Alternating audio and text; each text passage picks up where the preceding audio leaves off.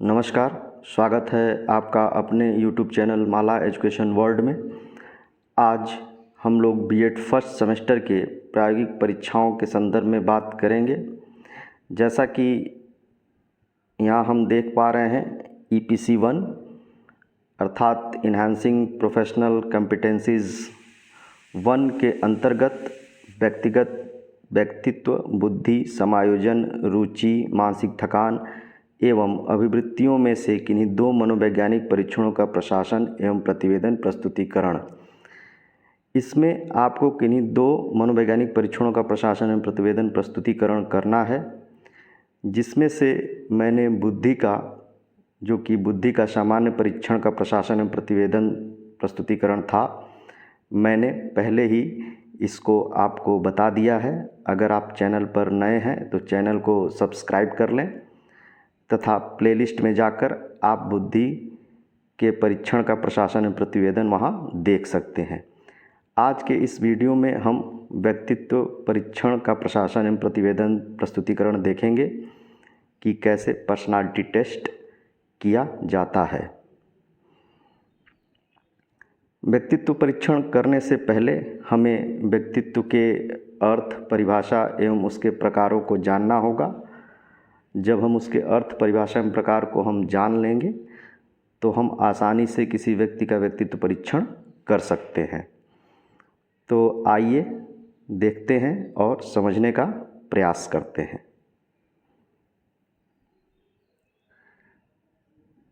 सबसे पहले व्यक्तित्व का अर्थ।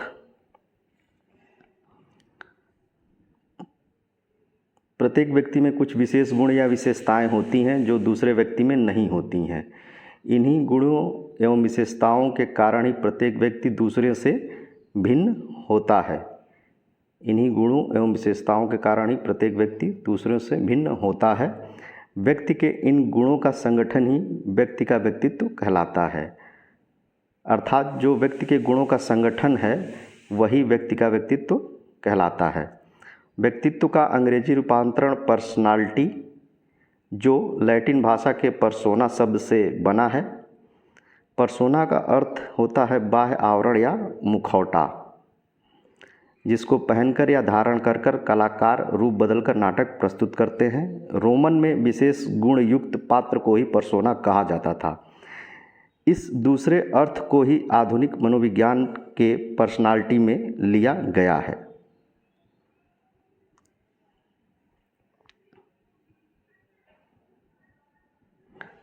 जनसाधारण में व्यक्तित्व का अर्थ व्यक्ति के बाह्य रूप एवं पहनावे से लिया जाता था, परंतु मनोविज्ञान में व्यक्तित्व का अर्थ व्यक्ति के रूप गुणों की समष्टि से है। अर्थात व्यक्ति के बाह्य आवरण के गुण और आंतरिक तत्व दोनों को माना जाता है। अर्थात व्यक्ति के बाह्य गुण और जो आंतरिक गुण हैं वही व्यक्ति का व्यक्तित्व माना जाता है। ऐसा मनोविज्ञान में बताया गया है। दर्शन की अगर बात करें तो दर्शन में व्यक्तित्व की आंतरिक तत्व जीव माना जाता है। व्यक्तित्व एक स्थिर अवस्था न होकर एक गत्यात्मक समष्टि है जिस पर परिवेश का प्रभाव पड़ता है। यानी परिवेश के बदलने से आपका व्यक्ति के व्यक्तित्व भी बदलते रहते हैं। जैसा कि यहाँ दिया गया है, व्यक्तित्व एक स्थिर अवस्था न होकर एक गत्यात्मक समष्टि है जिस पर परिवेश का प्रभाव पड़ता है और इसी कारण से उसमें बदलाव आ सकता है। व्यक्तित्व विशेष लक्षणों का योग न होकर व्यक्ति के व्यवहार का समग्र गुण है। व्यक्ति के आचार, विचार, व्यवहार, क्रियाएं और गतिविधियों में व्यक्ति का व्यक्तित्व झलकता है। व्यक्ति के आचार, विचार, व्यवहार, क्रियाएं और गतिविधियों में व्यक्ति का व्यक्तित्व झलकता है। व्यक्ति को समस्त व्यवहार उसके वातावरण या परिवेश में समायोजन करने के लिए होता है।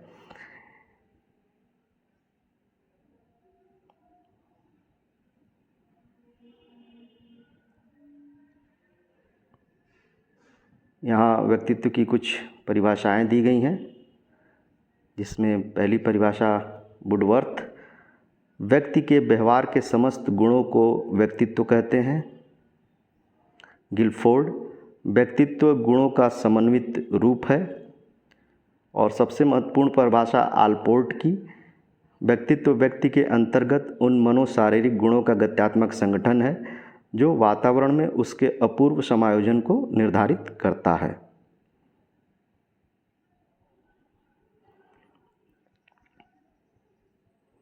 यहाँ हम व्यक्ति के प्रकारों को देखेंगे। व्यक्तित्व के संदर्भ में अलग अलग शिक्षा शास्त्रियों ने अपने विचार प्रकट किए हैं। इनमें से निम्नांकित 3 वर्गीकरण को साधारणतया स्वीकार किया जाता है, पर सबसे महत्वपूर्ण अंतिम को माना जाता है। जैसा कि हम देख पा रहे हैं, पहला शरीर रचना, दूसरा समाजशास्त्री प्रकार और तीसरा मनोवैज्ञानिक प्रकार। और इसमें जो सबसे महत्वपूर्ण प्रकार है वो आपका तीसरा मनोवैज्ञानिक प्रकार है।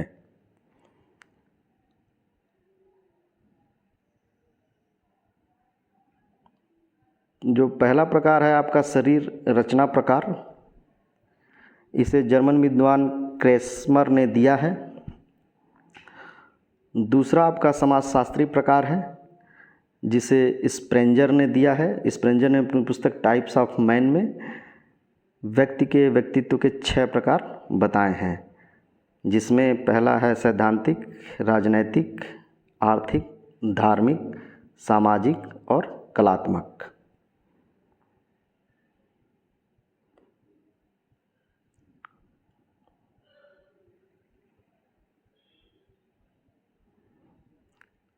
अब हम आते हैं अपने तीसरे प्रकार पे, जो कि मनोवैज्ञानिक प्रकार है। मनोवैज्ञानिकों ने मनोवैज्ञानिक लक्षणों के आधार पर व्यक्तित्व का वर्गीकरण किया है। मनोविश्लेषणवादी युंग ने व्यक्तित्व को 2 भागों में बांटा है। पहला अंतर्मुखी, दूसरा बहिर्मुखी। और जो तीसरा प्रकार है, इन दोनों का मिश्रित रूप उभयमुखी है। अर्थात मनोवैज्ञानिक प्रकारों में हम देखें तो व्यक्तित्व के 3 प्रकार हैं, अंतर्मुखी, बहिर्मुखी और उभयमुखी। यहाँ हम अंतर्मुखी व्यक्तित्व को जानेंगे। ऐसे व्यक्तित्व का व्यक्ति चिंतनशील होता है और अपने ही ओर केंद्रित रहता है। इस व्यक्तित्व के लक्षण, स्वभाव, आदतें, अभिवृत्तियाँ आदि बाह्य रूप में प्रकट नहीं होती हैं। यहाँ आप ध्यान दीजिएगा, इनके जो लक्षण, स्वभाव और आदतें, अभिवृत्तियाँ आदि हैं वो बाह्य रूप में प्रकट नहीं होती हैं, इसलिए इसको अंतर्मुखी कहा जाता है। इसका विकास बाह्य रूप में न होकर आंतरिक रूप में होता है। अंतर्मुखी व्यक्तित्व की विशेषताएं निम्नलिखित है। यहाँ कुछ अंतर्मुखी व्यक्तित्व की विशेषताएं हैं जो आप देख सकते हैं।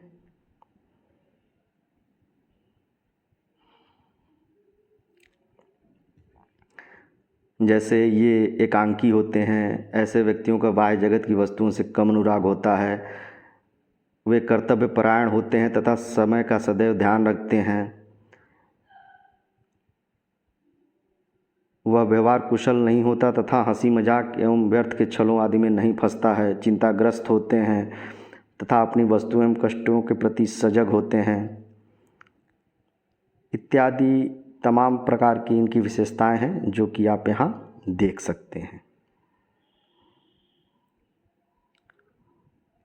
दूसरा प्रकार हमारा बहिर्मुखी व्यक्तित्व है। ऐसे व्यक्तित्व वाले व्यक्ति की रुचि बाह्य जगत में होती है। यहाँ ध्यान दीजिएगा, ऐसे व्यक्तित्व वाले व्यक्ति की रुचि बाह्य जगत में होती है। वे अपने विचारों और भावनाओं को स्पष्ट रूप से व्यक्त करते हैं। वे संसार के भौतिक और सामाजिक लक्षणों में विशेष रुचि रखते हैं। इनकी विशेषताएं निम्नलिखित है। ये हम अंतर्मुखी व्यक्तित्व की विशेषताएं हैं जिनको हम यहाँ देख सकते हैं, जिसमें मुख्य रूप से ये सबको प्रसन्न करने वाले होते हैं तथा प्रशंसकों से घिरे रहते हैं। ये व्यवहार कुशल होते हैं, वातावरण के साथ आसानी से अनुकूलन कर लेते हैं। बाह्य क्रियाओं की ओर संवेदनशील होते हैं, धारा प्रवाह बोलते हैं, स्वयं की पीड़ा परिस्थितियों की चिंता नहीं करते, वह चिंता मुक्त होते हैं। अर्थात ऐसे व्यक्तियों की रुचि बाह्य जगत में ज़्यादा होती है और ये वातावरण के साथ आसानी से कहीं भी अनुकूलन कर लेते हैं।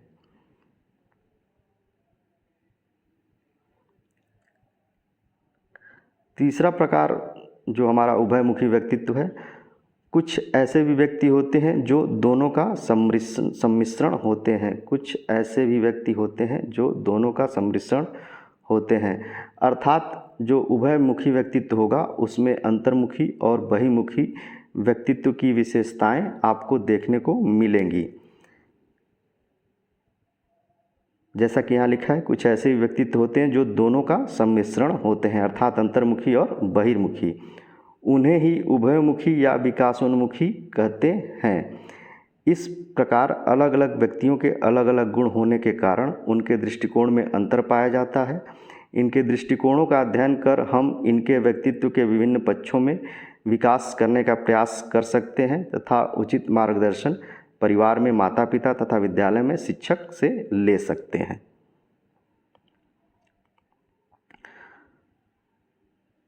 तो ये तो हमारा व्यक्तित्व का अर्थ,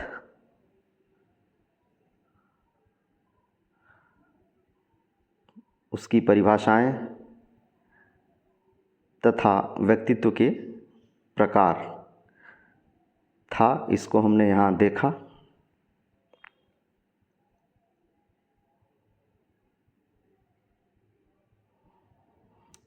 अब हम व्यक्तित्व परीक्षणों की ओर चलते हैं। जैसा कि आप यहाँ देख रहे हैं, अंतर्मुखी बहिर्मुखी परीक्षण वुडवर्थ की प्रश्नावली के अनुसार यह एक 10 प्रश्नों का प्रश्नावली है जो वुडवर्थ के द्वारा तैयार की गई है व्यक्ति के व्यक्तित्व परीक्षणों की जांच करने के लिए।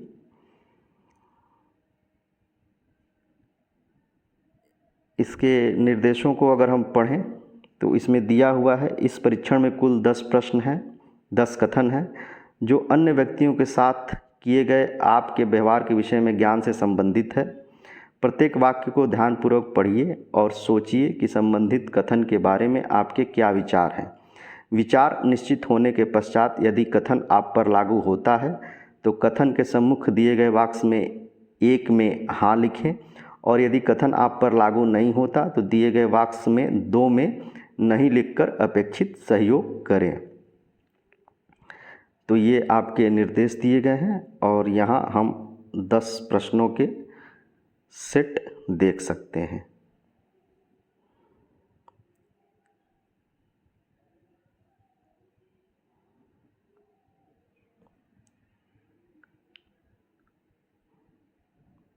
फिर परीक्षण की रूपरेखा।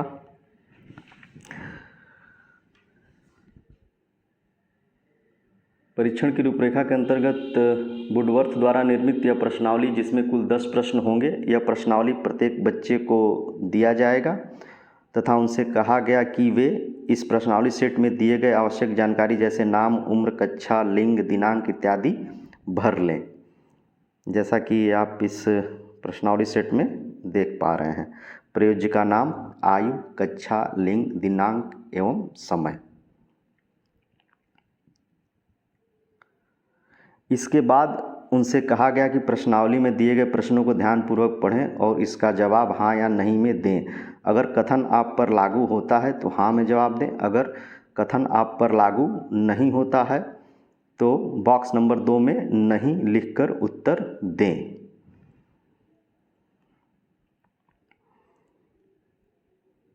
फिर हमारा नेक्स्ट यहाँ परिणाम के अंतर्गत अगर बच्चा या प्रयोज्य 1 से 5 नंबर प्रश्नों का जवाब हाँ में दे और 6 से 10 नंबर प्रश्नों का जवाब नहीं में दे तो उसका व्यक्तित्व बहिर्मुखी होगा। जैसा कि हम अगर प्रश्न को देखें तो पहला प्रश्न है, क्या आपको लोगों के समूह के सामने बात करना अच्छा लगता है? तो 1 से अगर 5 प्रश्नों के उत्तर वो हाँ में देता है तो वह बहिर्मुखी व्यक्तित्व होगा। उसे लोगों से बात करने में अच्छा लगेगा। वह दूसरों के सदैव अपने से सहमत करने का प्रयास करेगा। बहिर्मुखी व्यक्तित्व आसानी से मित्र बना लेते हैं। और अगर 6 से 10 नंबर प्रश्नों का जवाब नहीं है तो वह बहिर्मुखी व्यक्तित्व होगा। 6 से 10 नंबर के प्रश्नों को अगर हम देखें तो इसमें है, क्या आप इस बात से परेशान रहते हैं कि लोग आपके बारे में क्या सोचते हैं? तो अगर वही बहिर्मुखी व्यक्तित्व का व्यक्ति होगा तो वह यह सोचकर परेशान नहीं होगा। क्या आप दूसरे लोगों के इरादे पर शक करते हैं? नहीं।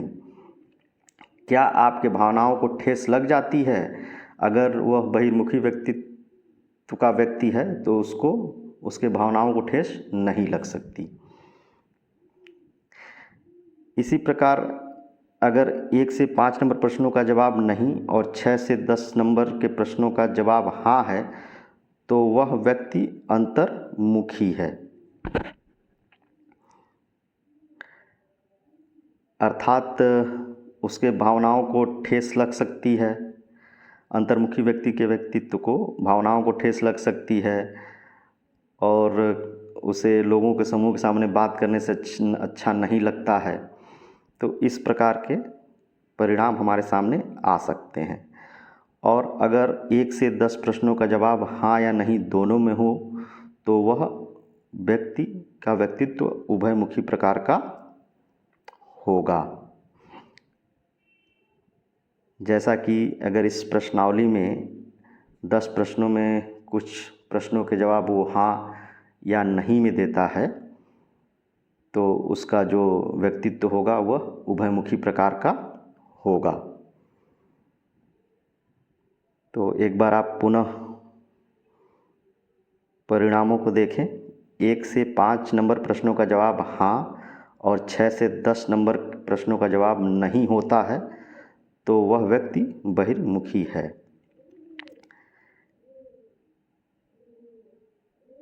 1 से